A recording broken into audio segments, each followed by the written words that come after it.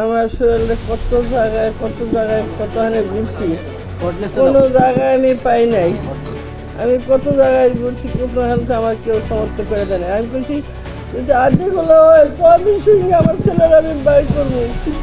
ফিরিস্তার মতন সেদিন বাবার আইসে, বাবার আই আমার কবর সমর্থ করে দিছে, তাহলে আমি ধন্যবাদ জানাই।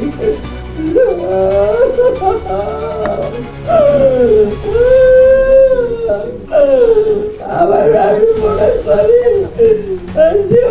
আমার বর্তমানে আমি তার ধন্যবাদ জানাই। এ বাবা তোমার আগে আইসে দিত তা আমার ছবিটা আমি দেখতে পারতাম। এখানের মূর্তিরা, এখানে এরা এত লেট করে ঠিকই আমার ছেলের আর্টি করে আমার দেখাইলো। যদি আগে দেখাইতো তো আমার শরীরে আমি দিন দিতে লাস্ট করে পাইতাম টাকা। আল্লাহ তাকে তুমি ভালো রাখতে, ভালো থাকি। আর কি বলবো, আমি আর কিছু বলতে পারবো না। আমার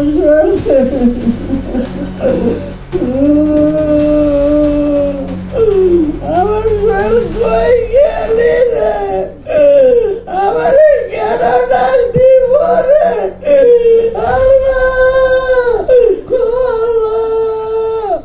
আমি তো কোনো জায়গায় ভাত রাখি নাই, দুজনে এই জায়গায় শুয়ে আস, আমি তো জানি না।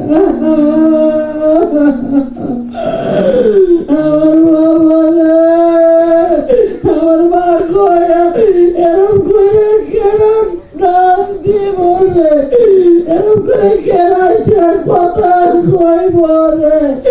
আল্লাহ আমার নিয়ে যাও বাবা, আমি তো আর বাঁচতে চাই না।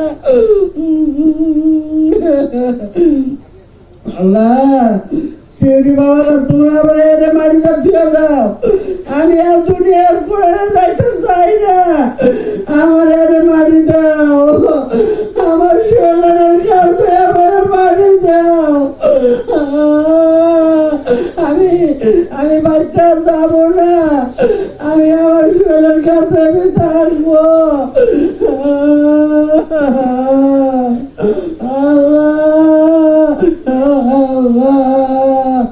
আমি বাচ্চা থাকতে আমারে কি করলো আল্লাহ, আমারে কি করলো? আমার রাশনে গেল, শুয়েল গেল, আমি কারণে আমার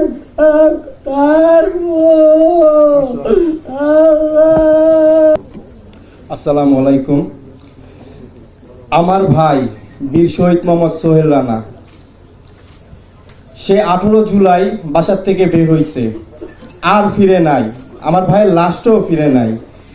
আমার ভাইয়ের শেষ দেখাটুকু আমরা দেখতে পারি নাই। এক মুঠো মাটিও কবর দিতে পারি নাই পরিবারের কেউ। এমনকি এই রায়ের বাজার বুদ্ধিজীবী কবরস্থানের 4 নম্বর ব্লকে 114টা কবর। আজ জানতে পারছি যে আমার ভাইয়ের কবর কোনটা, আমার ভাইয়ের শেষ আশ্রয়স্থলের জায়গাটা আমরা আজ জানতে পারছি। এই জন্য আমি ইন্টারিম সরকারকে ধন্যবাদ দেব। এখানে উপদেষ্টা আছে আদিউর রহমান স্যার, তাকে ধন্যবাদ দেব। জুলাই ফাউন্ডেশনকে ধন্যবাদ দেব। মুক্তিযুদ্ধ মন্ত্রণালয়ের উপদেষ্টা আছে, ওনাকে ধন্যবাদ দেব। সিআইডি কে ধন্যবাদ দেব। এবং জুলাই নিয়ে যারা কাজ করছে, জুলাই যে সংগঠনগুলো আছে তাদেরকে ধন্যবাদ দিব। এবং বিশেষ করে এমন একজনকে ধন্যবাদ দিব যে এখন পৃথিবীতে নাই, তাকে কিছুদিন আগে হত্যা করা হয়েছে, ইনকিলাব মঞ্চের ওসমান হাদি ভাই। তার ভূমিকা অনেক ছিল। আমি যখন জানতে পারি আমার ভাইকে এখানে দাফন করে, আমি ভাইয়ের সাথে যোগাযোগ করি, ভাইয়ের সাথে পরিচয় হয়। হওয়ার পর ভাই এখানে আসে। যখন আমরা এখানে আসি কবর জিয়ারত করতে, তখন কবরগুলো জাস্ট সমান ছিল, একদম সমান। তো আমার ওসমান হাদি ভাই আজ নাই। আমার ভাইয়ের অনেক শখ ছিল যে যদি আমাদের ভাইদের কবরগুলো শনাক্ত হয়, কবরগুলো জিয়ারত করবে, কিন্তু জালেমরা তাকে বাঁচতে দেয় নাই। আমার ভাই শহীদ মোহাম্মদ সোহেল রানা 18 জুলাই বাসার থেকে বের হয়েছে। বের হওয়ার পর আপনার থানা বলেন, মেডিকেল বলেন, সব জায়গায় তন্ন তন্ন করে খুঁজেছি, কিন্তু আমার ভাইয়ের কোনো সন্ধান পাই নাই। শেষমেশ 34 দিন পর জানতে পারছি আঞ্জুমান মুফিদুল ইসলামের বেওয়ারিশ লাশের তালিকায় আমার ভাইয়ের লিস্ট। খুনি হাসিনার পুলিশ আমার ভাইকে কেবল হত্যাই করেনি, আমার ভাইকে অজ্ঞাত পরিচয় বেওয়ারিশ ভাবে দাফন করছে। আমার ভাইয়ের ওয়ারিশ থাকার সত্ত্বে বেওয়ারিশ ভাবে দাফন করছে। আমি ফ্যাসিস্টদের বিচার চাই। ওদের মৃত্যু এমন ভাবে হোক যেই মৃত্যু দেখে এরকম কাজ আর কখনো কেউ না করতে পারে, গণহত্যার মতো কাজ আর কখনো কেউ না করতে পারে। আমি আমার নিজের ভাইয়ের শেষ দেখাটুকু দেখতে পারি নাই। বুঝেন আপনারা কষ্ট। বিগত 18 মাস রানিং, এই 18 মাস কত দপ্তরে যে দৌড়াইছি সেটা আমি বলে বোঝাতে পারবো না। আপনারা প্রশ্ন করতে পারেন যে আপনারা 18 মাস কি করছেন। ভাই 18 মিডিয়ার যারা আছেন অনেকে আমাকে চিনেন, বিশেষ করে আমার মাকে প্রতিনিয়ত এই কবরস্থানে এসে কান্নাকাটি করছে। আমরাও জানি না আমার মা যেখানে এসে কান্নাকাটি করে এমন সময়। আমি বলতে চাই আমাদের ভাইদেরকে যারা নির্মমভাবে হত্যা করছে, ওয়ারিশ থাকা সত্ত্বেও বেয়ারিশ ভাবে দাফন করছে, তাদের বিচার আমি চাই। এই ইন্টিরিম সরকারকে বলবো আপনারা পদত্যাগ করার আগে আমাদের ভাইদের হত্যার বিচারটা অন্তত কইরেন। আমাদের ভাইদেরকে যারা হত্যা করছে, যে খুনি হাসিনার পুলিশ বাহিনী, আমরা জানি যে 1400-র অধিক মায়ের সন্তানকে নির্বিচারে গুলি করে হত্যা করা হয়েছে। যদি 1400 মায়ের অধিক সন্তানকে গুলি করে হত্যা করা হয়, গ্যাজেট ভুক্ত আর কি 844টা গ্যাজেট হয়েছে, আর 800-র মতো বাকি আছে। তো আপনার 1400 যদি হয়, প্রত্যেকটা হত্যা যদি একটা করে পুলিশ জড়িত থাকে তাহলে 1400 পুলিশ হয়। সেখানে আপনার 18 মাসে মাত্র 61টা পুলিশ ধরা হয়েছে। কি বলবো বলেন।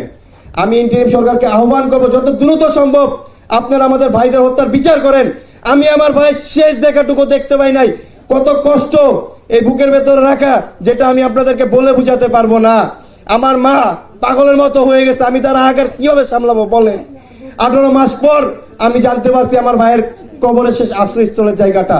আর এখানে যারা বেওয়ারিশ বা অজ্ঞাত পরিচয় শুয়ে আছে, তাদের সবার ছিল পিতৃ পরিচয়, ছিল পরিবার। স্বৈরাচার সরকারের কারণে তাদেরকে বেয়ারিশ ভাবে দাফন করা হয়েছে। তারা কেউ বেয়ারিশ না, তাদের সবার ওয়ারিশ আছে এই বাংলাদেশে। কি বলেন আপনারা, আছে না? তাদের ওয়ারিশ আছে এই বাংলাদেশে। আমি আমার ভাই হত্যার বিচার চাই এবং আমি বলতে চাই আমার ভাইয়ের লাশটা পর্যন্ত আমরা দেখতে পাই নাই। এখন যা আছে জাস্ট হাড্ডি। কি বলবো বলেন, বলার ভাষা নাই। আসসালামু আলাইকুম।